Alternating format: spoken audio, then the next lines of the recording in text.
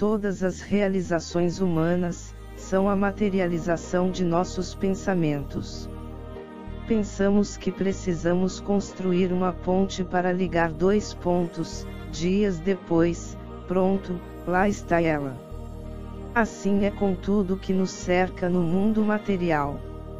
Ao pensarmos, materializamos nossa imaginação. O que nos difere dos animais é a nossa capacidade de pensar, ou seja, nossa capacidade de materializar, construir as coisas. Animais não constroem coisas, mas nós humanos sim. Mesmo os animais mais inteligentes, como os golfinhos, o polvo, a baleia-orca e os cães, não têm a capacidade de materializar seus pensamentos.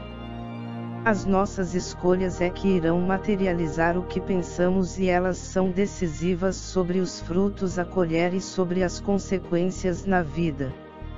Ou nos dedicaremos a salvar vidas, ou a aniquilá-las. Ajudaremos ao próximo, ou viveremos apenas para nós. René Descartes, um filósofo, físico e matemático francês, que viveu no início do século XVII, disse certa vez: "Diga-me com quem tu andas e eu te direi quem és." Esse seu pensamento não é de todo errado, mas podemos melhorá-lo e dizer: "Diga-me o que tu pensas e eu te direi quem és."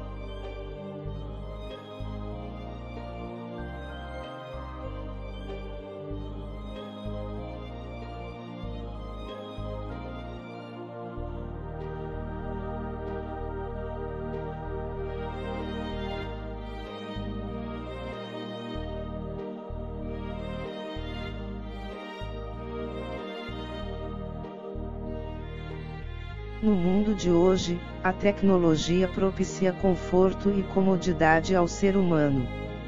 Se não tomarmos cuidado, passamos a nos distrair e nos ocupamos com coisas menos importantes em nossas vidas. Viver bem no mundo material pode nos afastar dos valores eternos. Precisamos ter muito cuidado para não nos distrairmos e então, caímos num perigoso ciclo. Deixamos de lado a prática do bem, para nos tornarmos egoístas. Deixamos de orar ou de manter contato mental com os planos superiores da vida e nos tornamos céticos. O amor se transforma em deixa de existir e o ódio passa a tomar conta de nós. E por fim, deixamos de evoluir como seres imortais e estagnamos na escalada evolutiva. Neander, o tal, é uma pessoa muito soberba, e se afiniza com os pensamentos temporais e passageiros. Veja os diálogos entre Neander e sua amiga. Neander, você é uma pessoa tão inteligente. Não sei como não pode acreditar na existência de Deus. Justamente por ser inteligente é que acredito que ele não exista.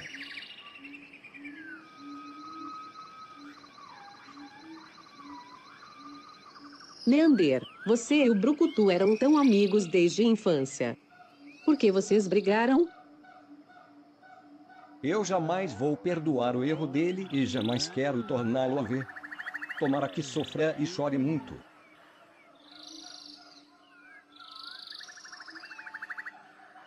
Neander, com uma pequena parte de sua fortuna, você poderia sustentar muitas obras de caridade.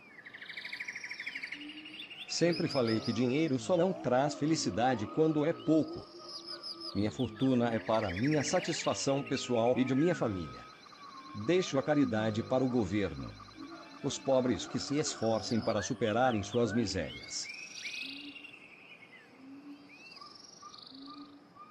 Neander, por que você não se matriculou naquele curso?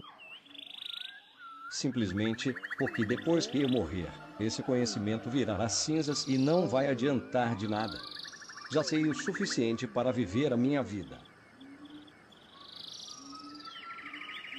Quando Neander enfrentar pessoas mais agressivas e astutas, ele poderá ser derrotado.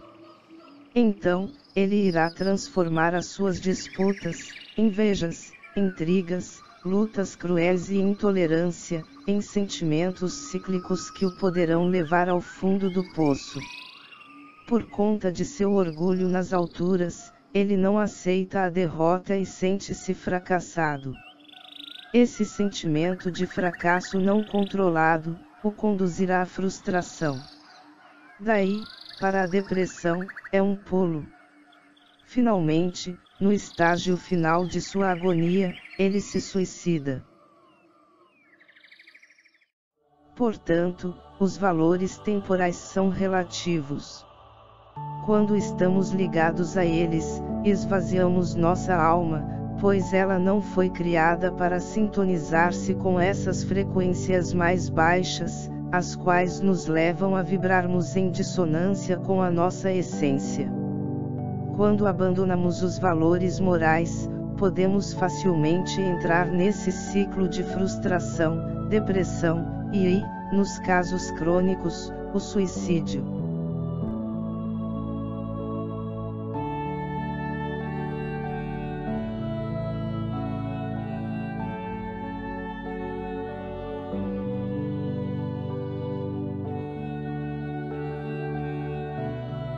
A tradição católica nos ensinou que os anjos possuem duas asas. O Espiritismo, por sua vez, nos trouxe a informação de que essas asas são meramente simbólicas. Uma delas representa o seu conhecimento adquirido, através do desenvolvimento de sua inteligência. A outra representa a sua moral, através do desenvolvimento do amor e da virtude. Virtude é a disposição para fazer o bem. É um estado constante e não esporádico. A verdadeira virtude proporciona prazer para o seu realizador. Ela propicia o equilíbrio, o autocontrole, feliz intercâmbio harmonioso e pacífico com seus semelhantes. E quais são as virtudes que devemos buscar? Beneficência é a base inicial para o surgimento das demais virtudes. Tem como base a fraternidade e o prazer de servir por amor. Humildade. Nenhuma outra virtude moral poderia se sustentar se fôssemos vaidosos, orgulhosos e soberbos. Perdão. Perdoar não é esquecer. Isso seria amnésia. Perdoar é lembrar-se sem se ferir ou magoar-se.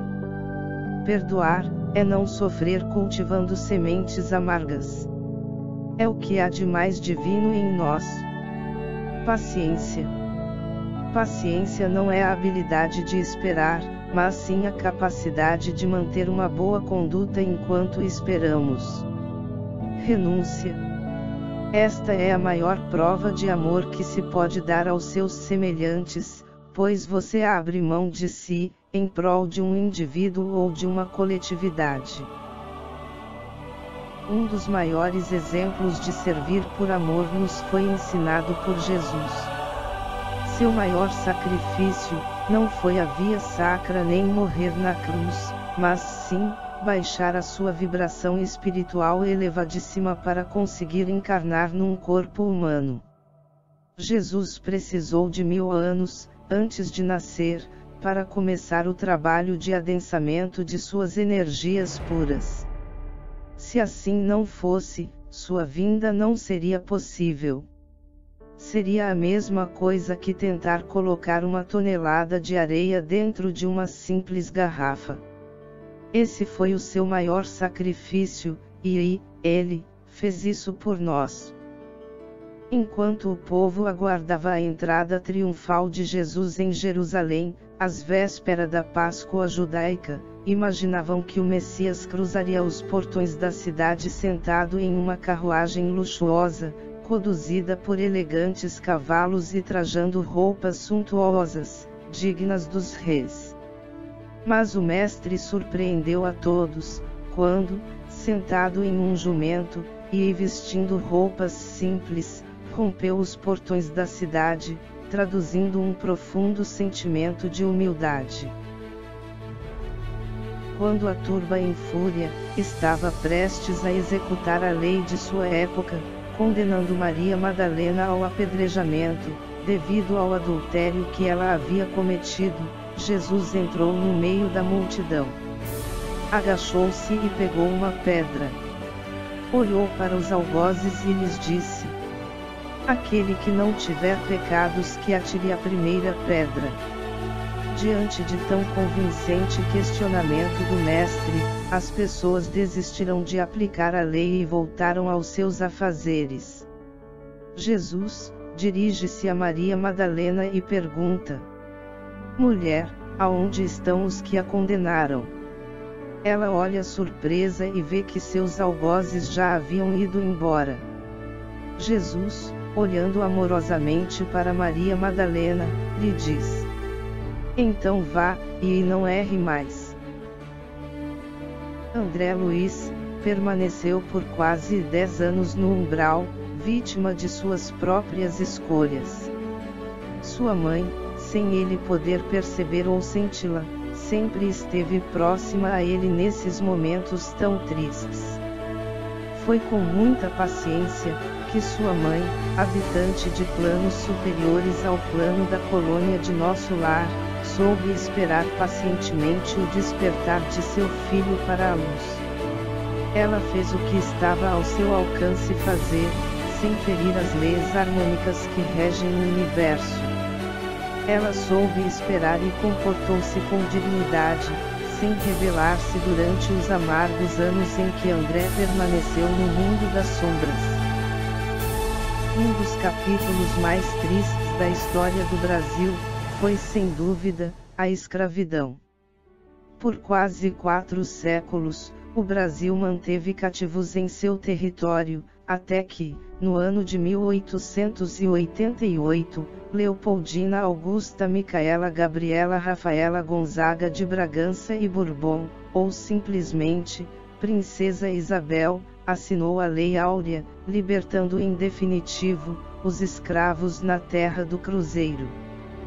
Foi uma queda de braço bastante dura, contra uma aristocracia escravocrata e uma sociedade primitiva, a qual não admitia o fim da escravidão. Mas sua atitude heróica teve um preço: o fim da monarquia no Brasil. Isabel sabia que se assinasse aquela lei, ela perderia o título de futura imperatriz do Brasil, pois era a sucessora de seu pai, Dom Pedro II.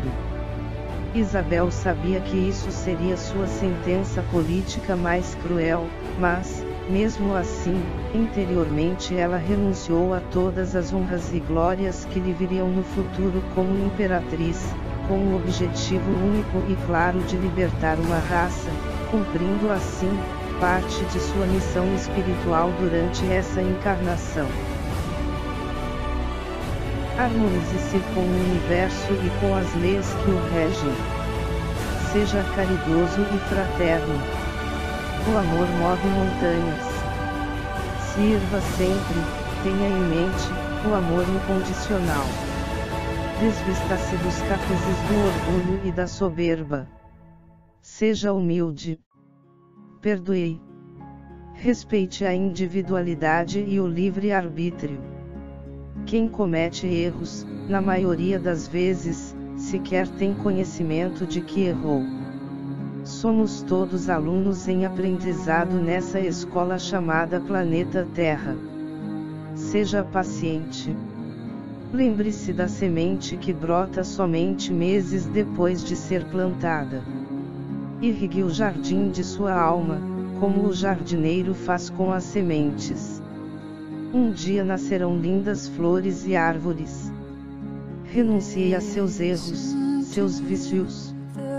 Renuncie pelo bem e para o amor ao próximo.